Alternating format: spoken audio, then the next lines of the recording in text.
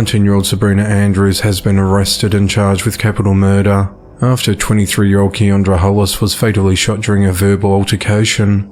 The incident occurred just before 7 p.m. on the 5th of September, when officers were dispatched to the 300 block of Martin Luther King Jr. Drive in Birmingham, Alabama.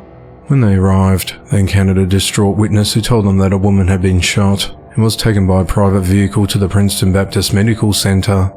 Officers went to the hospital to check on Keandra, but she was pronounced dead at 7:37 p.m. Deputies discovered that Keandra was shot in the car in the parking lot of the University Crossing apartment complex, located in the 200 block of 3rd Avenue Southwest. The authorities said there had been a verbal altercation between multiple people throughout the day, and this is what led to the shooting. On the 7th of September, the Birmingham police announced the arrest of 19-year-old Sabrina Andrews on a capital murder warrant after she turned herself into the authorities.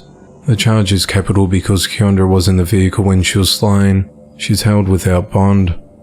Keandra's sister, Kristen Chapman, said that the family's reeling from her death.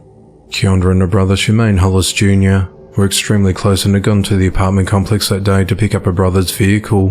Kristen called the shooting senseless. She said her sister wanted to be a famous barber. "We don't know how to deal with not having her around us," she said. "We've been doing a lot of things together and spending time together. Her not being here messes us up," she said. "It's like an empty space." Kristen says she wants her sister to be remembered for how she cared about others.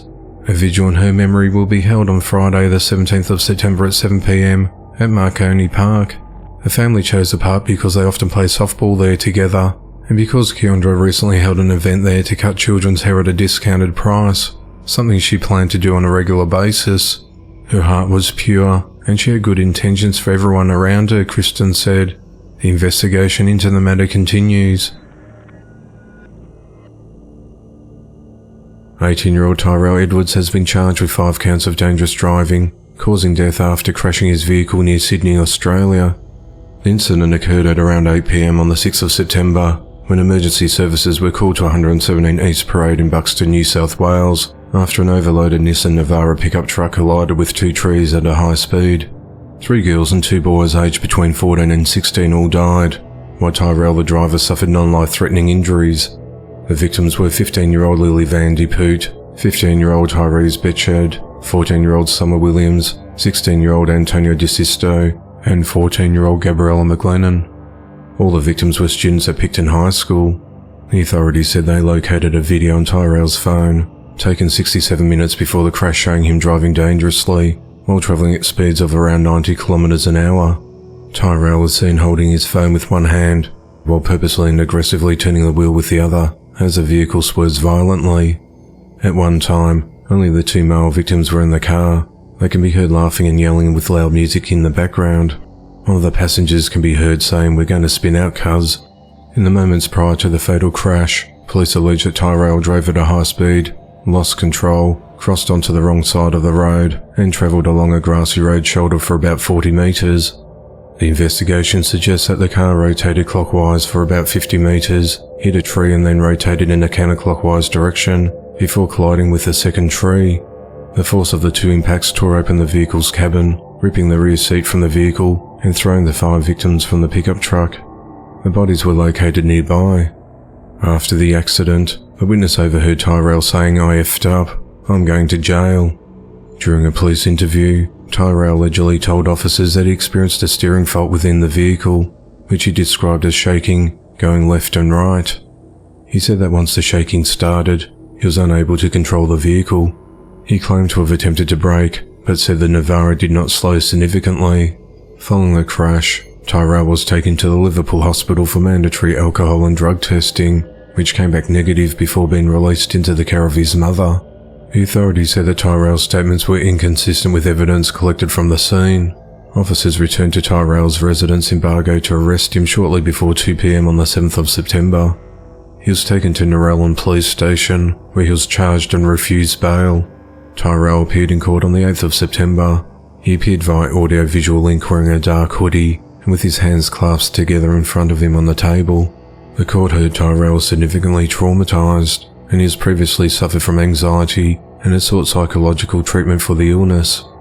It's reported that Tyrell has only held a provisional licence since 2021 and in that time he was suspended for 2 separate 3-month periods over incidents of speeding. Tyrell's scheduled to appear in court again in November. 2 men in Des Moines, Iowa have been arrested in connection to a shooting that killed 23-year-old Aaliyah Johnson. Events unfolded on the night of the 5th of September, when Aaliyah was riding in a car with 3 other people, when one of the passengers, 22-year-old Malik Henderson, fired a handgun and struck her. At 11:29 p.m, Aaliyah was dropped off at the Methodist Hospital by a private vehicle, where she was pronounced dead. Police said Aaliyah, a resident of Windsor Heights, was shot at a different location in the city before being taken to the hospital. The following morning, Malik was arrested and charged with second-degree murder, felon in possession of a firearm, possession of a controlled substance, and violation of probation. He's held at the Polk County Jail without bond. Another passenger, 24-year-old Carl Williams, was also taken into custody at the same time.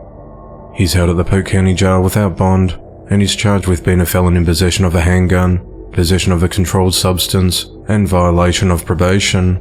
The 4th passenger was not named by police. Sergeant Paul Parazek from the Des Moines Police Department said that a gun was found by officers and the investigation went unusually quickly. The fact that we were able to get this one resolved in about 8 hours is definitely good for the family and friends of the victim. They can start the journey to justice by knowing that we've identified the people we believe are responsible, Paul said. Aaliyah's sister, Judy Best, said that Aaliyah was a mother to 2 beautiful children, who are only 1 and 4 years old, that now have to grow up without a mother. She said she had a bright, beautiful personality and soul, which have gone too soon. A night vigil is going to be held for Aaliyah at 7 p.m. on the 10th of September at Union Park. The motive of the shooting is unclear. The investigation into the matter continues. Police say an argument led to a son shooting his father 19 times in a street outside a home in southwest Missouri. 27-year-old Michael Creekmore faces charges of first-degree murder for the death of 50-year-old Michael Creekmore. At around 1 p.m. on the 5th of September, the authorities responded to 408 2nd Street in Monette, Missouri, after receiving reports of shots fired. When officers arrived, they found Robert's lifeless body laying on the road outside the residence. Michael said that Robert had abused him his whole life and that he emptied his gun into his father. It's reported that an argument started near a parked car, when Michael accused his father of trying to trip him, then hitting him in the head.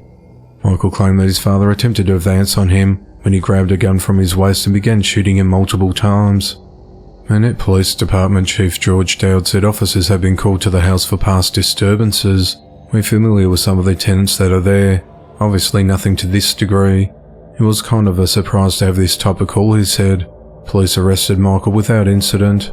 They seized a handgun believed to be used at the scene. The investigation into the matter continues.